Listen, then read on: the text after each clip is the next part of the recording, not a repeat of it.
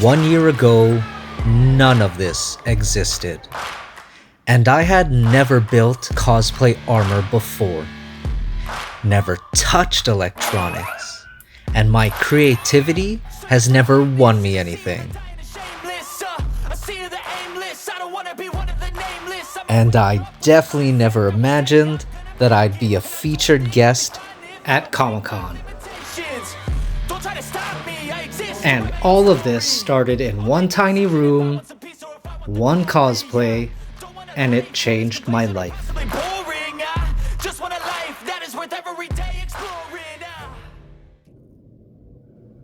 It was the year 1988. I was 5 years old when I first played Dungeons and Dragons. But that got me into fantasy and eventually sci-fi. Another thing I got into was miniature painting and wargaming. I painted these by hand.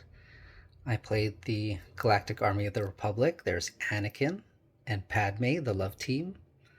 Rex. We got the Bad Batch back here.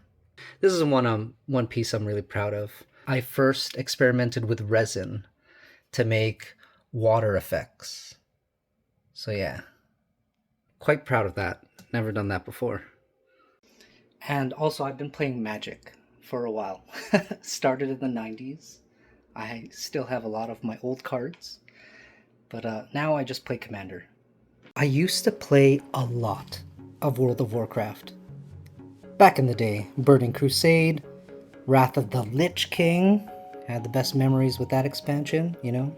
But my nerdiest hobby changed everything for me, and that's obviously cosplay.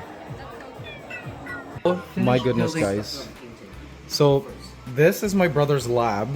So yeah, he's been 3D printing various things. Look at this. Look at his tools. And then this is the Iron Man that I'm working on. Awesome. It's in the process of being motorized. It'll move? It'll open up and yeah. That's and the eyes crazy. will light up. That's amazing. Joe, you're inventing robotics. It's pretty cool. These are all helpful skills to learn for cosplaying. Wow. Finished building Iron Man in August of 2025. And not only is Iron Man one of the most beloved characters in the Marvel Cinematic Universe, but also building a 3D printed Iron Man suit, motorizing it, is an extreme project. And people find extreme projects very fascinating. I never imagined one suit would lead to so many connections and opportunities.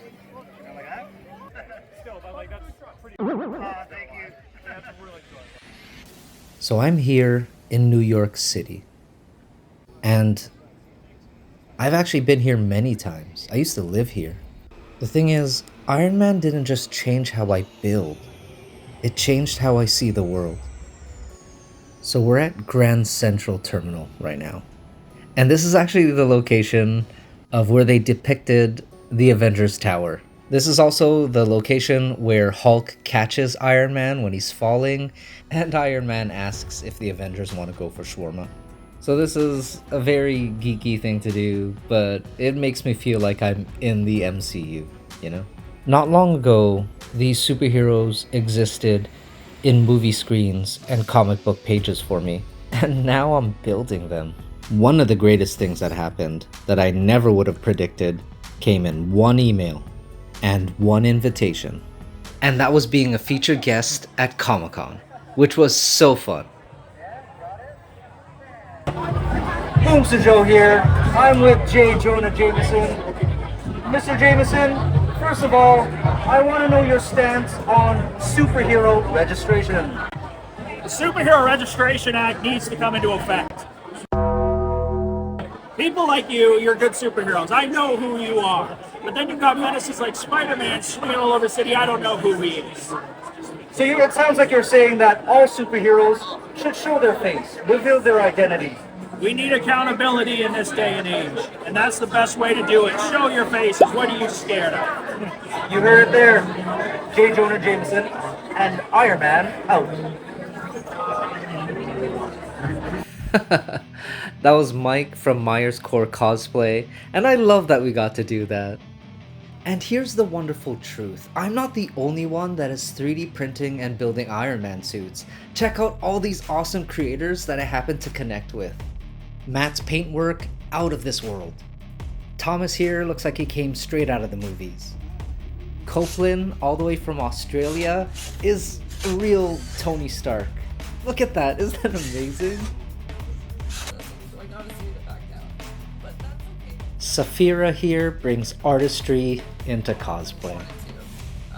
I wanted a very specific color for a piece of it. And Darren's Iron Man suit here is gonna take the world by storm. There's a story I have to tell you. Back when I was still trying to figure out my Iron Man suit all on my own, there was one engineer I was following because he successfully built the Iron Man Mark 7. And that is of course Tucker from Tuck's Garage. Here he is in his amazing Mark 42. This was one of my biggest highlights of Comicon. Tucker came from the US to come to the event, and we got a chance to talk and geek out. If you're new here to the channel, I also built a Shredder cosplay, and I debuted it at Comicon. Not only that, but I also wore it and showed it to the actor who played him in the movies, Francois Chow. And I took those videos and I uploaded it to YouTube. And what happened next was beyond my wildest imagination. The video went viral. People from all around the world weren't just watching something I poured my heart into, they were also following my journey. Lights, servos, microcontrollers. By the end of this panel, I want cosplay electronics to feel approachable, to feel understandable, something you can start. You never know which moment will change everything. Suddenly, thousands of people are following along as I build new projects. Every new costume is another new story to tell. Every convention is another new adventure to share. This momentum is giving me the confidence to keep creating bigger projects, better videos, and more ambitious ideas.